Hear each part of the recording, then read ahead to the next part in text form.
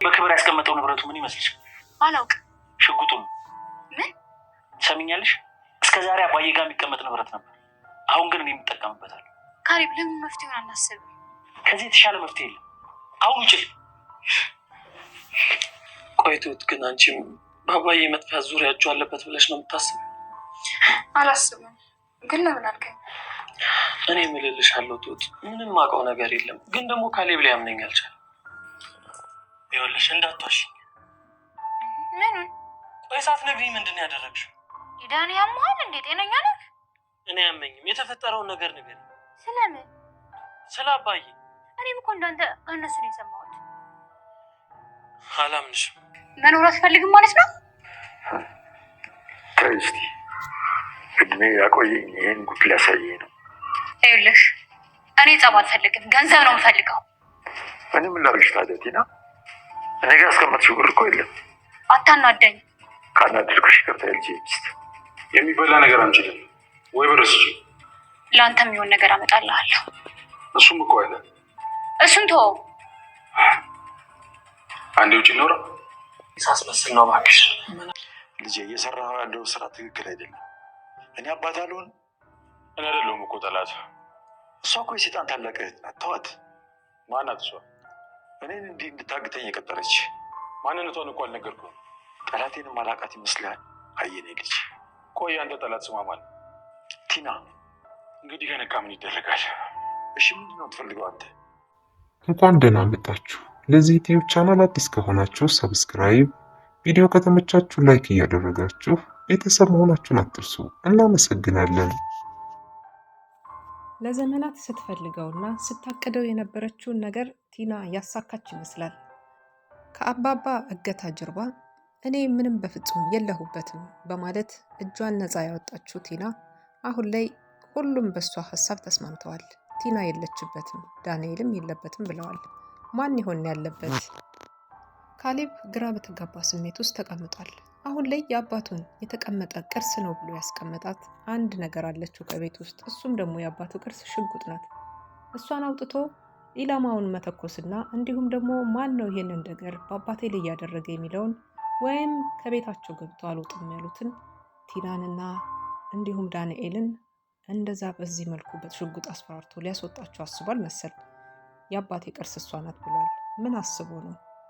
አሁን ላይ ትሁት ሁላቸውንም ተገንዝባለች። ቲና መልካም ሰውና እንዲሁም እንዳመማትና ከአልጋም እየወረደች አለመሆኑን ለካሌብ እየነገረችው ብትሆንም በድጋሚም ደግሞ ዳንኤልን ምንም አይነት ክፋትና መጥፎ ስራ እንደማይሰራ፣ ዳንኤልን ማባበልና መንከባከብ እንዳለበት፣ በጣም መጥፎ ፊት ማሳየት እንደሌለበት እየተናገረች ትገኛለች። ትሁት አሁን ላይ ለሁለቱም መወገን አልቻለችም። ምክንያቱም ዳንኤል እንደማያደርገው ይሄን ነገር አስረግጣ ታውቃለች። ቲናን ግን ጀርባዋን ምን እንዳለ ባታውቅም ቲና አሟት ከተኛች ጊዜ ጀምሮ ከቤት ወጣ እንደማታውቅ እንዲሁም ደግሞ ምግብ በራሱ እየሰራች እየወሰደችላት እንደምትሰጣት ብዙ ነገሮችን ስትናገር ነበረ። ቲና በጣም መሰሪና ያልታወቀባት እጅግ በጣም ስልቷ የተለያየ ቦታ ላይ ማዋል የምትችል እንዲሁ የሰውን ፊት አንብባ ምን ማድረግ እንዳለባት በትወና የተካነች በመሆኗ ምክንያት ቲና ማንም ሰው ሳያያት ሌሊት እየወጣች ገዳዮችን ስታመቻች ነበር ለአባባ። ምክንያቱም አባባ ሲታገቱ ሀብት ንብረት ያለው ድርጅት ሁሉንም ነገር ወረቀቱን ግዴታቸው ሲሆን እያንዳንዱ ነገር ፈርመው ያስረክቡኛል ብላ በማሰብ ነው በቂል ሀሳብ ብቻዋን ለመብላት ወይም ደግሞ ብቻዋን ለመተግበር አስባ አቤል እንኳን ካሌብ እንኳን ከሷ ጋራ ስንት ዓመታት ሙሉ አብሯት እየሰራ ሳትነግረው በድብቅ በስውር ይህንን ነገር የፈጸመችው። ይሄ 400 ሺህ ብር የተገኘው ከካሌብ ቦርሳ ነው። ምክንያቱም ልፈታህ ነው ፍቹን እንድፈጽም 400 ሺህ ብር በአካውንት ያስገባ፣ እንዲሁም ደግሞ አንድ ቀን አብረን እናሳልፍ በማለት ሰበብ ነበረ ይችን 400 ሺህ ብር የሰጣትን ለገዳይ ነፍሰ ገዳይ የቀጠረችበት ለአባቱ ማለት ነው። በዚህ ሰዓት ላይ ቲና በጣም ጨዋና መልካም ሴት እያስመሰለች ራሷን ክባለች።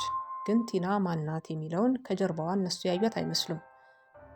ካሌብም ቢሆን አልተጠራጠራትም። ምክንያቱም የምትናገራቸው ነገሮች አሳማኝ ነበሩ። ፖሊስ ጋር እንሂድ፣ እሺ እንሂድ፣ ዛሬው ነው አሁኑኑ ካልሄድን ብለው እነሱ ነገ ይሻላል 24 ሰዓት ይሙላ ሲሉ፣ አይ እሷ ግን አሁን ካልሆነ ብላ ስትገለገል ነበረ። እና እጅግ በጣም ማስመሰሉን ተክናበት እነሱም አልጠረጠሯትም። አሁን ላይ ግን ካሌብ ያላሰበው እንዲሁም ደግሞ ትሁት ያላሰበችው አሁን ላይ ዳንኤል ብቻ የጠረጠረው ሀሳብ እውነት የሆነለት ግልጽ አድርጎ እኔም እኮ አባባን መግደል እፈልግ ነበረ፣ እንደው በቃ እኔ ያለመግደል ያናድደኛል እንጂ ብሎ በተናገረው ቃል በጣም ደንግጣና አንተ እኮ ግን ከነሱ ጋር የቆምክ ደስተኛ የሆንክ አትመስልም ነበር፣ ከነሱ ጋር የወገንክ ወይም ደግሞ ከነሱ ጋር አብረህ ፍለጋ ላይ እየጀመርክ መስሎኝ ነበር፣ እንደዚ አይነት ፊት ነበረ ሳይብህ ነበረ በማለት ዳንኤልን ስትናገረው ነበር። ዳኒም ደግሞ አይ እኔ እንደዛ አይደለም ለማስመሰል ብዬ ነው፣ እኔም ላስመስል ብዬ ነው፣ እንዳይጠራጠሩ ላስመስል ብዬ ነው እንጂ እኔማ ብገለው እኔ በራሴ በእጅ ሲላት እንግዲያውስ ያለበትን ቦታ ነው እጠቁምሃለሁ ብለዋለች።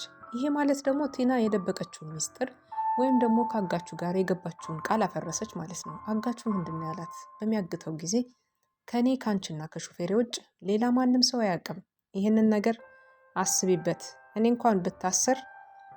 እንኳን ብታሰር ሌሎቹ አይለቁሽም ያላትን ነገር ረስተዋለች። ቲና በህይወቷ ላይ አንድ ነገር ስህተትን ብትሰራም ይሄ ደግሞ በጣም ከባድ ቅጣት እንደሚያስቀጣት ታምንበታለች ማለት ነው። አሁን ላይ ዳንኤል የሰባው አባባን ነፃ ያወጣቸዋል። ምክንያቱም እሱ ከአባባ ጋር ምንም አይነት ጸብ የለውም።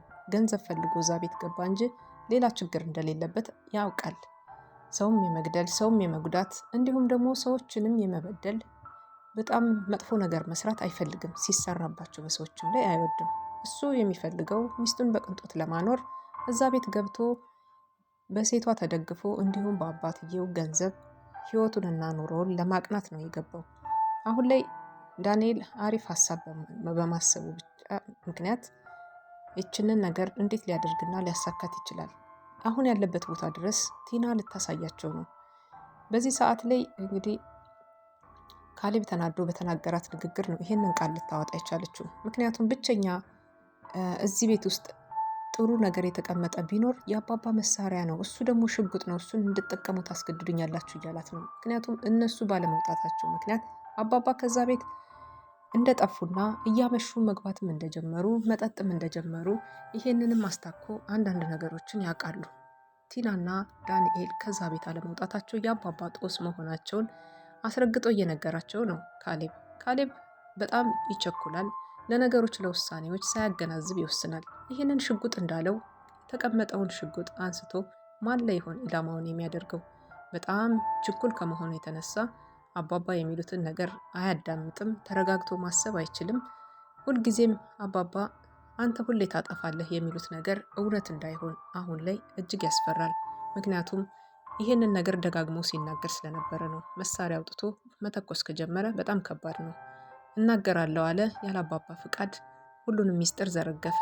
ስለ ኤደንና እንዲሁም ደግሞ ስላለው ነገር አሁን ላይ ከኤደን ጋር ያለው ጓደኝነታቸው እስካሁን ምንም አይነት ነገር ያሳዩት ፍንጭ የለም። ቲናም አባባ የተያዙበት ቦታ ድረስ ሄዳ እጅግ በጣም በማንቋሸሽና በጽዩፍ አይኗ እየተመለከተች እንዴት ነው የካሌብ አባት በማለት እንግዲህ ነገሮችን ጀምራለች ማለት ነው። የታገተበት ቦታ ድረስ በመሄድ ለምንድን ነው አፉን ያላሸጋችሁት? ቀጥቅጦት ሁሉ ብላለች ማለት ነው። ምክንያቱም በቃ እንደ ጠላቷና ይህንን ገንዘብ ስለከፈለች የፈለጋትን ያሻትን ማድረግ ትፈልጋለች። ያዟልሽ 400 ሺህ ብር ከፈልሽ፣ ደብድቡት ስትይ ትጨምሪያለሽ፣ ግደሉት ስትይ ገንዘብ ትጨምሪያለሽ። ይሄን እያወቅሽ መሄድ አለብሽ በማለት አጋቹም ተናግሯል ማለት ነው። ምግብ እንፈልጋለን ምግብ አምጭልን ሲላት ለእሱም ለሼባውም እንዲመጣላቸው ምግብ ሲያዝ ሼባው በራብ እንዲሞት እንዲቀጣ ትፈልጋለች። ምክንያቱም እሱ ቤት አልበላችም፣ አልጠጣችም፣ አልኖረችም። ህይወት ለእሷ መጥፎ ነገር መስሎ ስለታያት የነበረ ዛሬ ላይ አባባን በራብ ልትቀጣቸው አስባለች። ለአንተ አመጣልሃለሁ ለእሱ ግን አይሆንም በማለት እንግዲያውስ ደጅ እኔና አንቺ ወጥተን እንነጋገር ሲላት ነበረ። ምክንያቱም ደግሞ አባባ በስራቸውም ይሁን ያለ ስራቸው በቅጣታቸውም ይሁን ያለ ቅጣታቸው እገታ ውስጥ ከገቡበት ጊዜ ጀምሮ አስርቦም ይሁን ደብድቦ ወይም ደግሞ ሌላ ነገር አድርጎ ከእሷ ገንዘብ መቀበልን አልፈለገም። አስወግዱት ስትይ እናስወግዳለን፣ ግን ደግሞ ገንዘብ ተከፍያለሽ፣ የከፈልኩስ ገንዘብ ብላ ስትለው ያ ገንዘብ የከፈልሽው ለሌላ ጉዳይ ነው፣ አሁን ለምንዋዋለው ከዚህ በኋላ ላለው ነገር ደግሞ ቀጣዩን ሂደት ገንዘብ ነው የሚያስፈልገው በማለት ነገሮችን አስረድቷታል ማለት ነው። እሷም ደግሞ ያልጠበቀችው ነገር ስለሆነ በዚች ገንዘብ ብቻ ነገሮችን እፈጽማለሁ ብላ ስላሰበች እሷም በሁኔታው ተደናግጣ ምሳ ልታመጣላቸው እየሄደች ነበር ማለት ነው።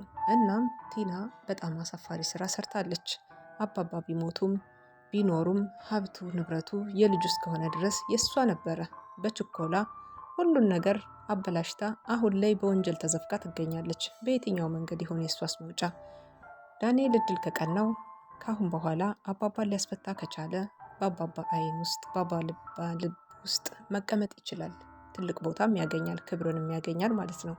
አባባ በጣም መልካምና አስተዋይ ናቸው። ከዚህ ቀደም ያደረግለትን ነገሮች ሁሉ አልረሱም አባባ። ምክንያቱም ልትገለው ልትመርዘው እንዲሁም ደግሞ የተለያዩ በደሎችን ስታደርስበት ተይ እያለ ሲከላከልላቸው የነበረ እሱ መሆኑን ዛሬም አልረሳም። ታግሎ እንዲያሸንፍ እድል እየሰጡት ይገኛሉ አባባ።